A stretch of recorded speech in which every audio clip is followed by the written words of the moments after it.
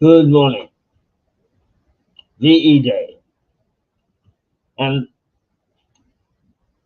I must confess, I wrote a little piece in a local app blog next door the other day in which I expressed belief in the goodness of our modern society. Their leaders and the cynics had got it wrong, and I am confirmed in that today because all the gratitude and the support for those people who gave their lives, came through a horrific war, and celebrated at the end is borne out. We are celebrating Victory in Europe Day. There's still some way to go in Japan, in the Far East, but in Europe, we were victorious, and we were celebrating it, and we were celebrating it in spades. VE Day, so let us celebrate, let us grasp the nettle and say thank you to those people of long ago. Thank you for what we've got today. And yes, let's press the button and let's have a damn good party. And why not? I was thinking, while mulling over today, and we have a party at where I live, a place called Clevedown, rather a nice complex. We have a party starting at 1 o'clock today. The flags are out. It looks as if it's going to be a half decent day. My friend Teddy is going to be a DJ, play vinyl music appropriate to the occasion. Free food and drink, which, as I recall, was exactly the way it was in 1945. But I was just casting my mind over. I'm a war baby. I was born in 1939, just before the war started. Some people have laid the fact that it occurred at my doorstep. Not guilty.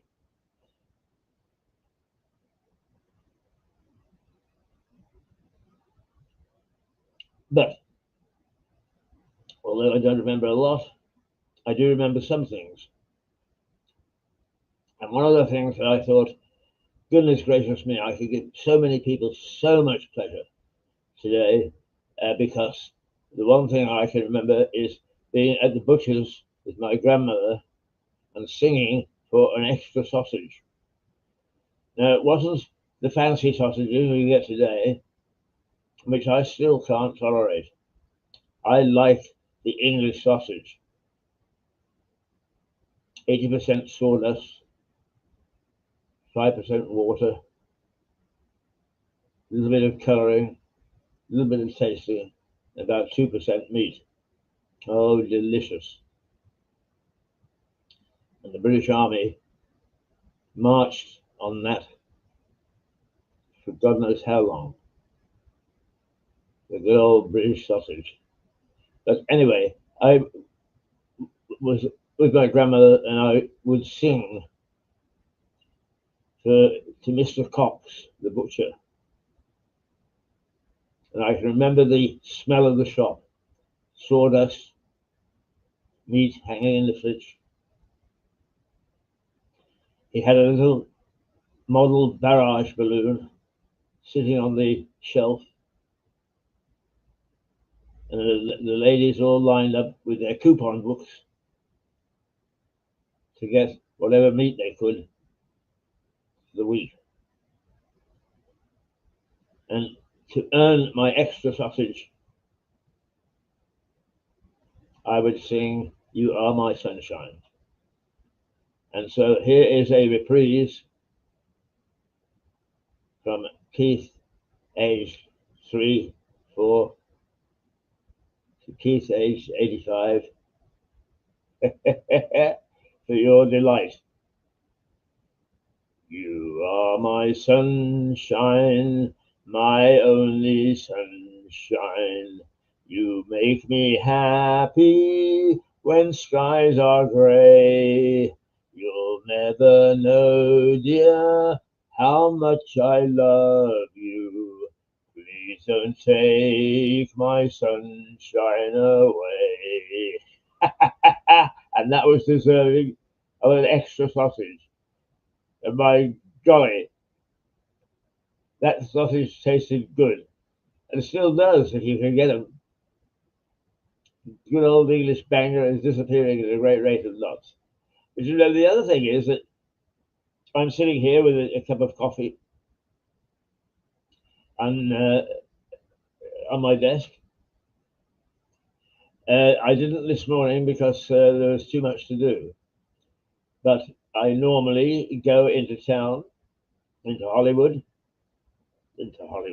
gosh, shades of Northern Ireland, into Lewis, to Cafe Nero, where my good friends Miguel and Lee and their troupe of very, very attractive and pleasant baristas feed me coffee and a cinnamon bun most mornings, not every morning, most mornings. And I have a little chat to at least a dozen or so people also doing the same thing. But I must have been 10 or 11 before I discovered that coffee was not the ersatz stuff that I had been given during the war. During the war, coffee was almost impossible to come by. And so we had something called chicory essence, camp coffee. It came in a little bottle. It was a syrup. And you added hot milk. You add the hot water, I suppose. We add hot milk. And we would drink this rather pleasant. I mean, people turn up their noses and say, "Oh, chicory essence." It's a rather pleasant brew. Not as good as the Colombian coffee I get at Nero, but not bad. Not bad at all.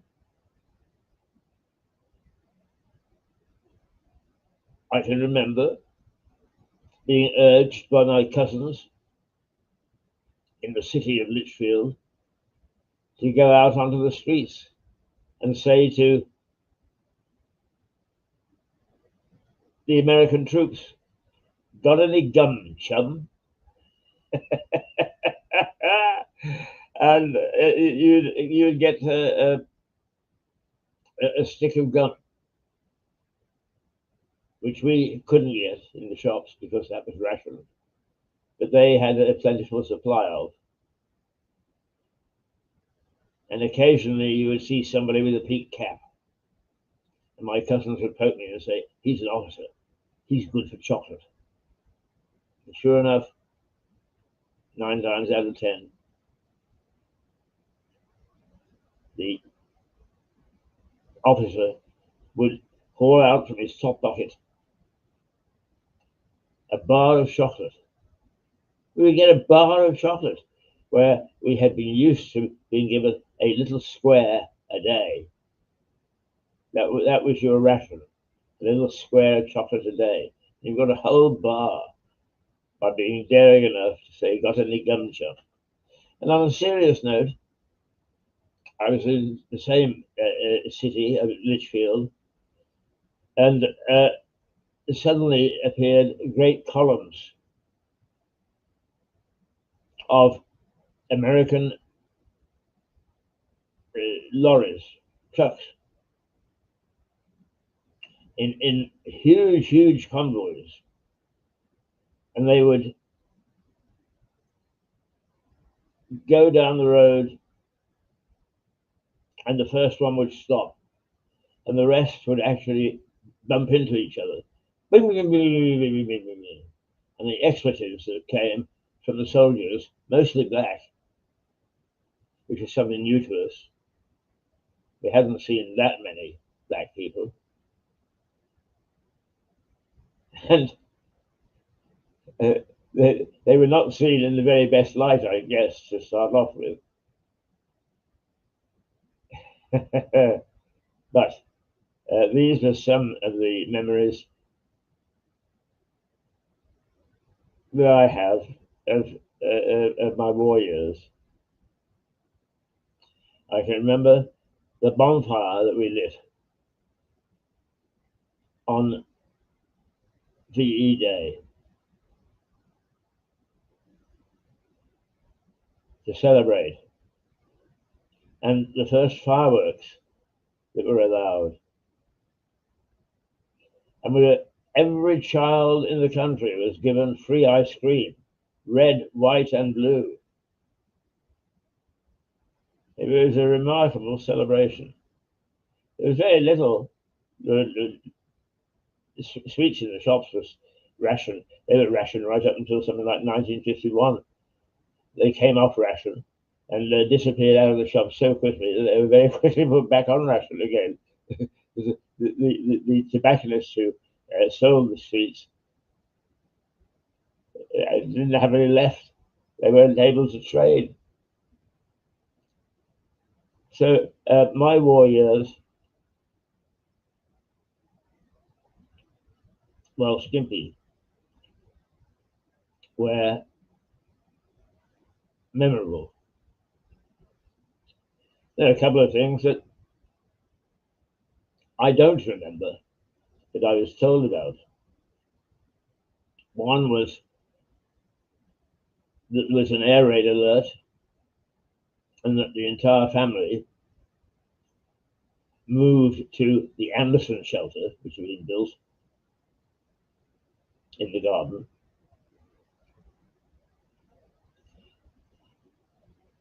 And it settled down for the night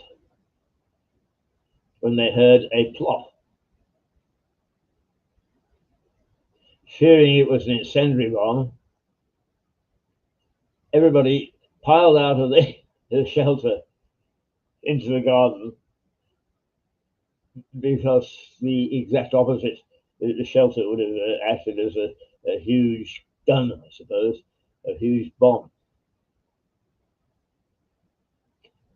And eventually they did a roll call, and somebody said, "Where's Keith?" And in the rush to get out of the shelter, they left me sleeping peacefully at the back of it. The plot had turned out to be a frog. Mind you, I think with some of the ladies, they would have got out anyway.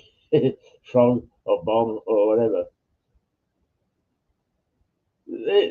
They were not unfortunate years because we didn't know any better. We had no idea. I can remember my aunt telling me about balloons. these things that you put air in and floated. We could not get our minds around it. It was an interesting time, to say the least. An interesting time.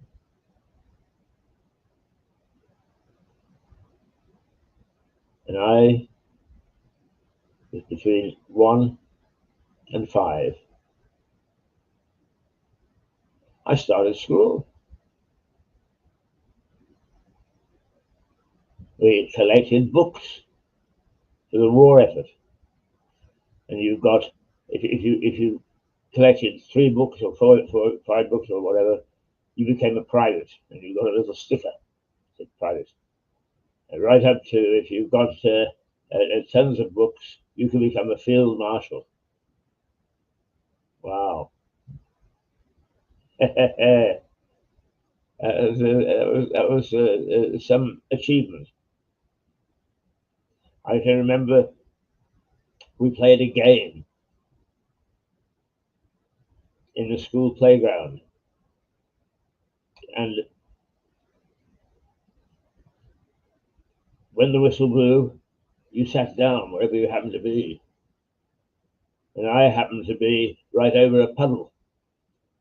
I was taken to the headmistress's study and stripped naked so my clothes could be dried on the cast iron, old-fashioned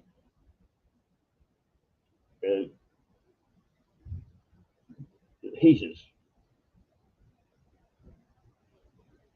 And the younger teachers, I could see casting an eye surreptitiously at my naked little body. We didn't get excited about that sort of thing in those days.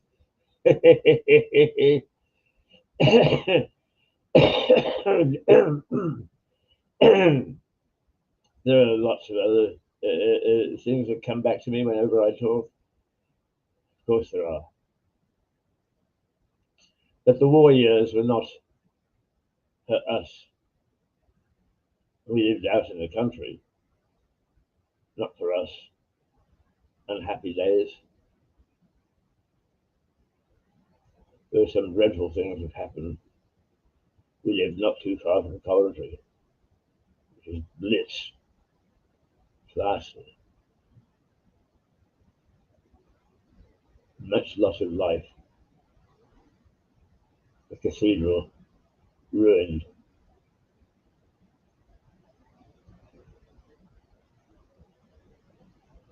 Life for those people was shattering. So I'm not pretending that all in the garden was rosy. I'm just passing on my memories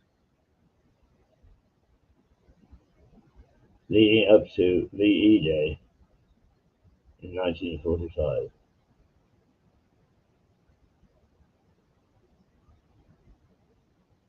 That might be of interest. Okie dokie. Now, we're going to go to Richard in about 30 minutes. We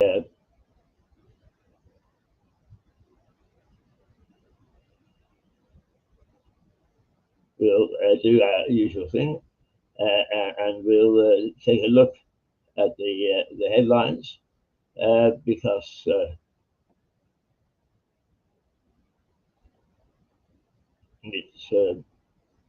it's important. But I think so many of the news headlines cover VE Day today. That what we'll do is we will put up this while we read the news, just to remind you of what the day is, and that we are celebrating it with gusto.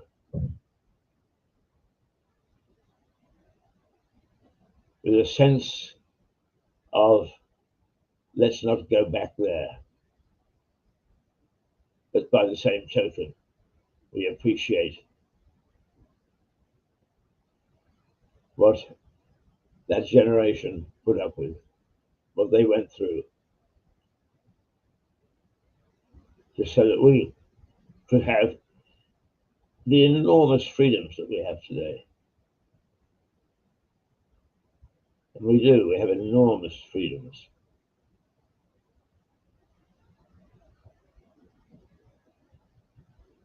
Really a very decent way of life, which is worth protecting. Right you are. Okay, I'm going to give you the headlines now, but first of all, because many of us will be having a garden party or some sort of a party or a street party or whatever to celebrate VE Day, the 8th of May, 1945. I better give you the weather. It's not going to be dreadfully hot, but it's also going to be warm enough to stand outside and enjoy some food and some drink. Sunny intervals today, so we're going to get some cloud, but we're also going to get some sunshine and a gentle breeze. It's a little bit strong at the moment, the breeze. I tell because I have my benchmarks around town. Normally, when we're broadcasting from the Black Horse, which we're not today, it's the hanging baskets. Here, it's the wonderful array of trees that we've got in our garden. It's just a little bit frisky, but undoubtedly, if it's going to be a gentle breeze, it will settle down, and we shall have a nice day, a day to be able to remember. So, what is in the news?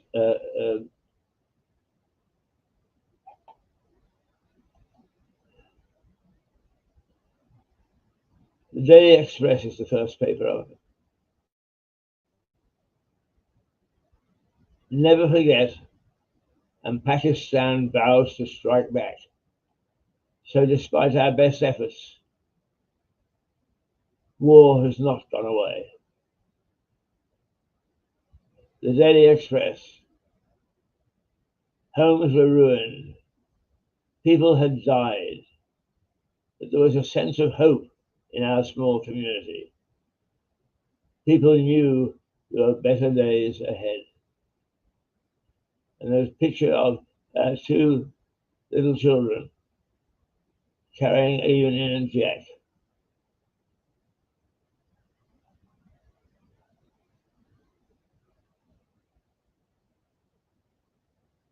And the caption is Maureen Jackson, pictured, recalls proudly waving the Union Jack with a friend.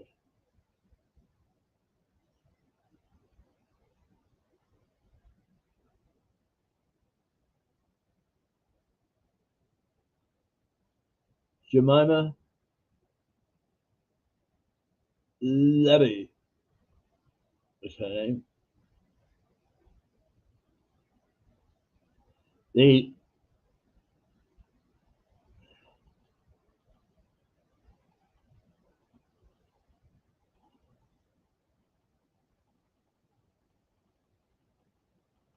The London rubble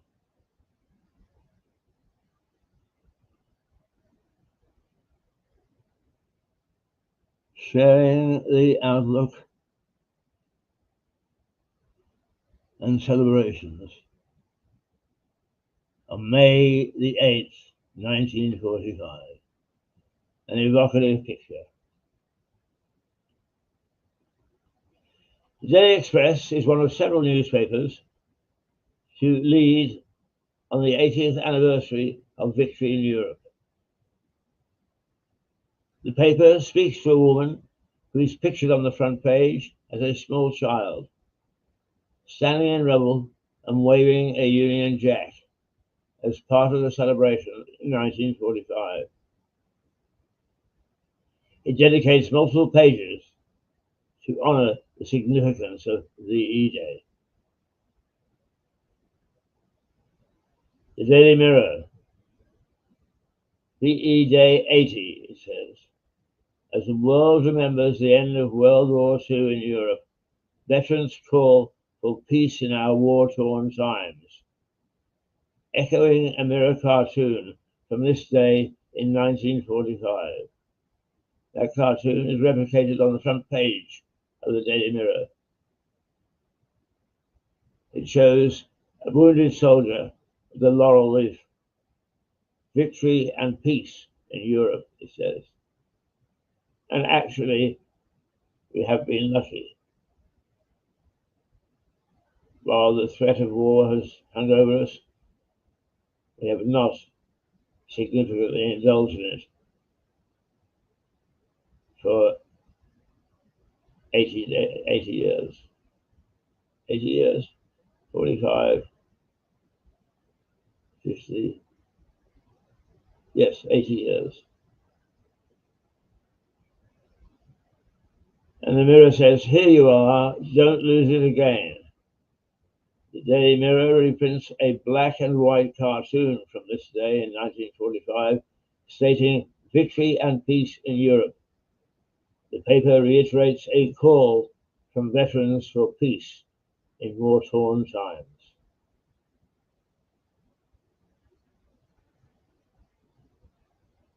The Daily Star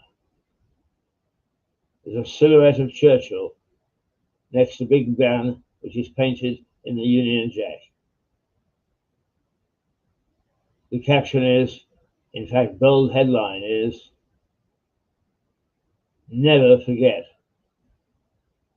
VE Day 80 years on. A souvenir edition. The Daily Star also leads with VE Day commemorations under the headline, never forget. The paper has created a souvenir edition for its readers.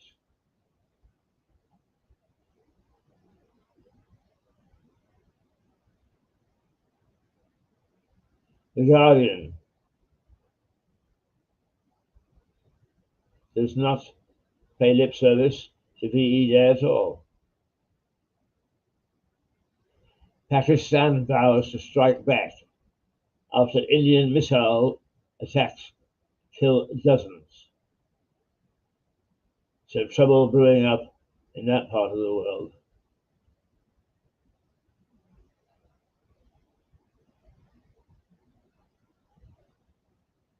Also, the wait goes on. Black smoke billows in the Vatican. A new pope has not been chosen.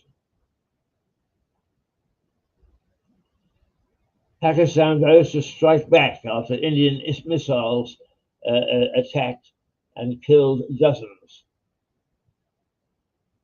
The Guardian reports on concerns about a possible escalation in the conflict.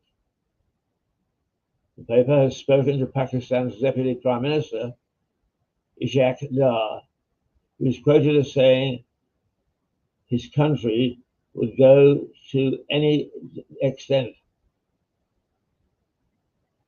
to defend its dignity after the deadly airstrikes. I have a Pakistan Air Force tie given to me by a squadron leader in the Pakistani Air Force that I taught. I taught him public relations. What I didn't realize was that Pakistan have got the biggest air force in the world. It's an incredible size. So escalation is quite possible.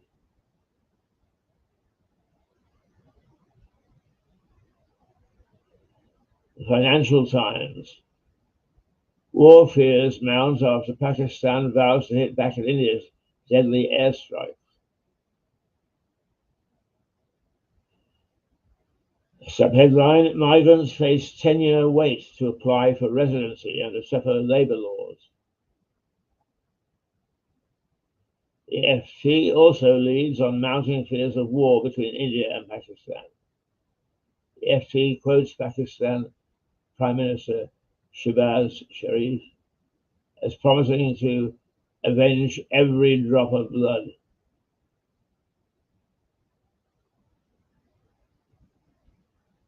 The Daily Mail.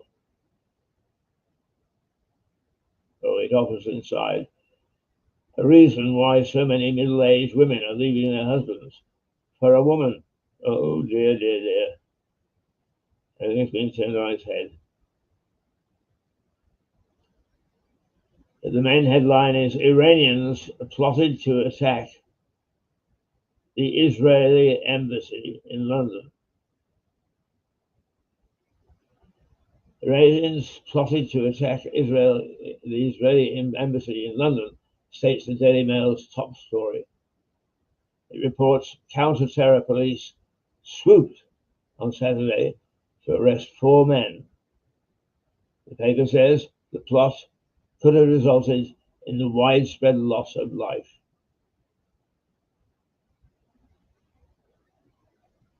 The Times also goes with war elsewhere. Iranian terror plot targeted Israeli embassy in London.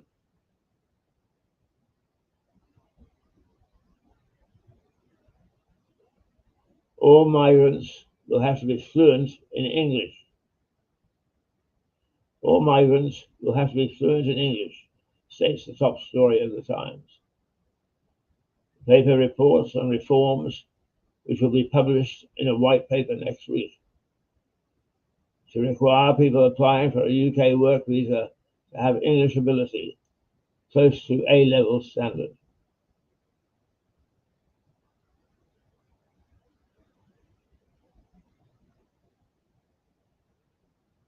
The Telegraph: hugs, kisses, and pure joyfulness by the people who were there.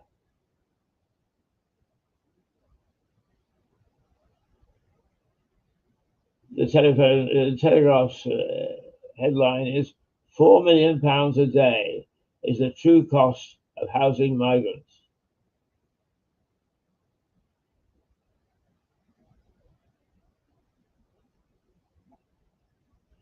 Pakistan vows revenge for every drop of blood spilt in a bomb raid. Telegraph's headline stories says £4 million a day is the true cost of housing migrants. The paper says costs have increased threefold as channel crossings rise. It quotes official data as showing hotels and asylum accommodation last year cost $1.16 billion. The Telegraph notes Sir Keir Starmer is facing pressure over Labour immigration policy and the rise of Reform UK, Nigel Farage's new group, if you want to put it that way. The Metro.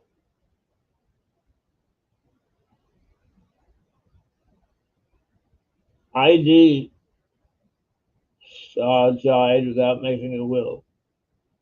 Liam leaves $24 million to a son, Bear, 8.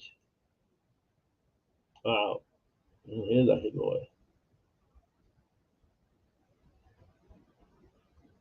The One Direction star, Liam Payne, left a fortune worth £24 million, reports the Metro. The paper notes the singer, who died in October, did not make a will, so it is likely his 8-year-old son will inherit the bulk of the money, once expenses and debts are taken into account.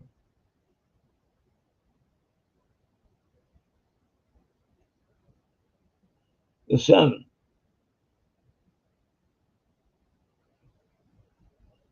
Judges bogus asylum blitz. The One D singer has his riches revealed. Liam's £24 million for Sun Bear 8. The star had no will. Fortune goes to the lad. The Sun also leads with news of Liam Payne's riches. It says the money is likely to be left in a trust for Bear, whose mother is the pop star Cheryl Tweedy.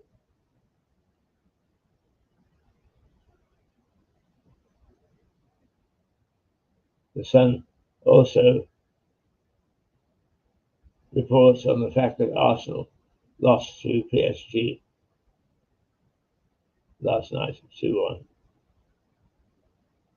So it's now out of Europe.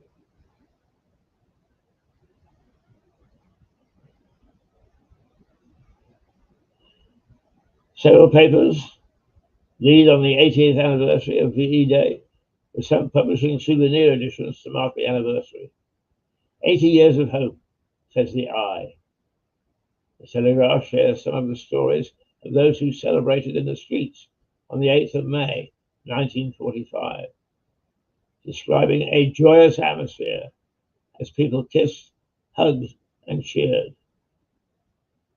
The Daily Star's front page features a silhouette of the statue of Winston Churchill in Parliament Square, with the headline, "Never Forget." The front pages of The Guardian and the Financial Times both focus on Pakistan, saying it will retaliate after India launched airstrikes against its neighbor. The Eye also reports that world leaders are calling for restraint and that emergency diplomacy is taking place.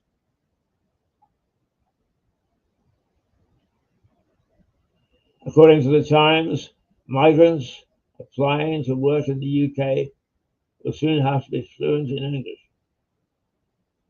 The paper says the measure will form part of the government's immigration reforms.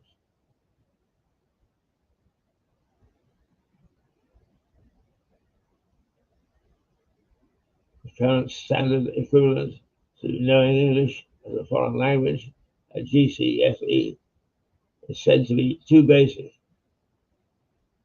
and is expected to be raised to something closer to A-level ability.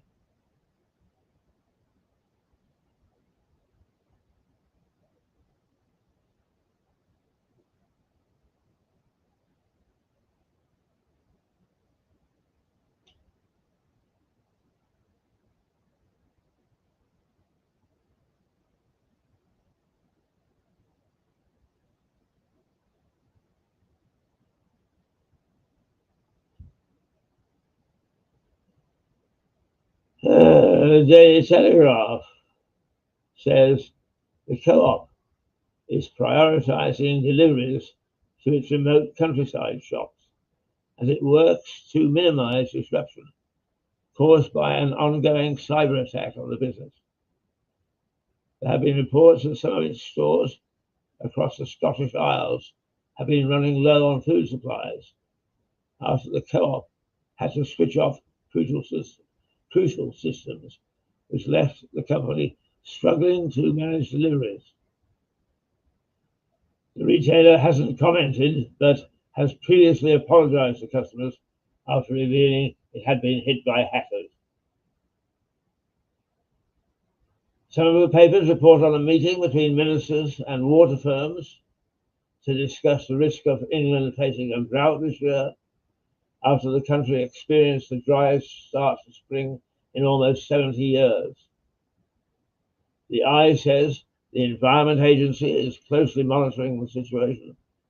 The Times says water company chief executives are expected to meet again in July. Striking photographs of cardinals gathered at the Vatican yesterday, preparing to choose the new pope, featuring almost all of the papers. But as the front page of The Guardian says, the wait goes on, after plumes of black smoke were seen rising from the chimney of the Sistine Chapel, signaling that the cardinals were unable to reach a decision on the first day.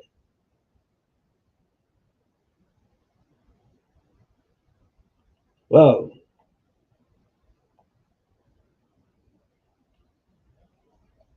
that's a summation of the day's news. And it's taken us 3/4 of an hour to get through there.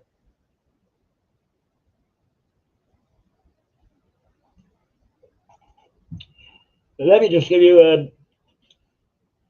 a little note. We'll be doing a program on this either tomorrow or sometime next week. St. Anne's historic Flint Wall appeal. An informal fundraising launch event at St. Anne's Church, Lewes, with singer Philip Griffiths. I met him. He's a very pleasant gentleman and quite a singer. This is my story, this is my song, is his signature tune. He's from a mid-Wales farm where he managed to get his talent to take him to London's West End with music that inspired and he performed.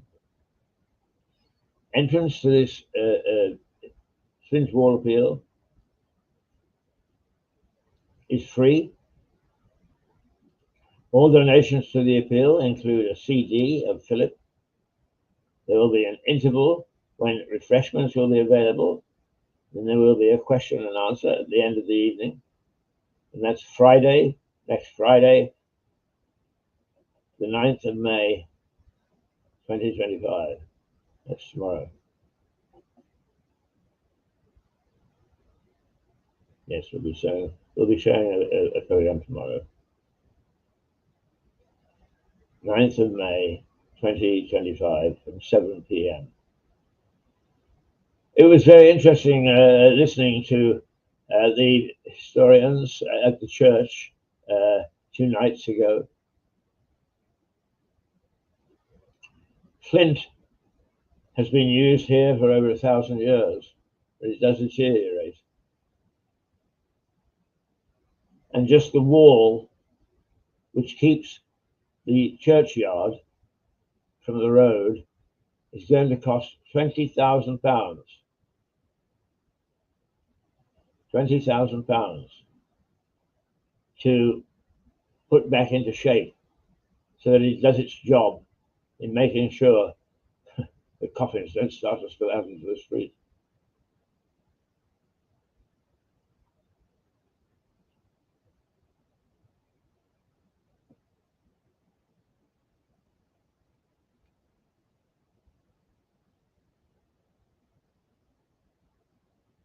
So there you are. It's Philip Griffiths tomorrow night, 7 o'clock.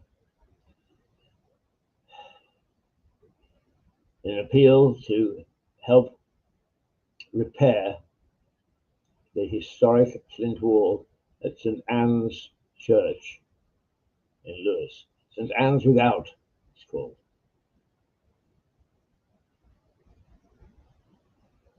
There are also ongoing support for diabetes, but we'll leave those two things separately, and the diabetic group are ongoing. We've got plenty of time to talk about that. So it's the Flint Wall, first order of business.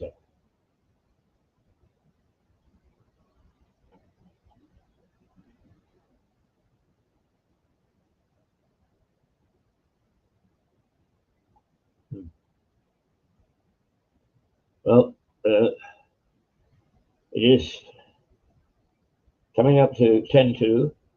I will be going to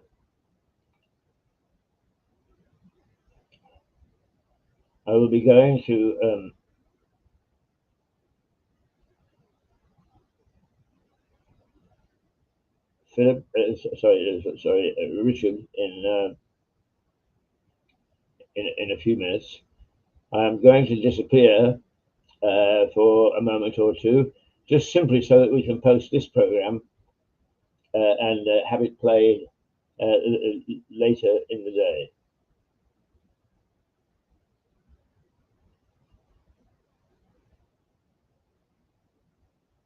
So, for the moment, we will say to the pip. Remember what day it is. VE Day, 8th of May, 1945. 8th of May, 2025.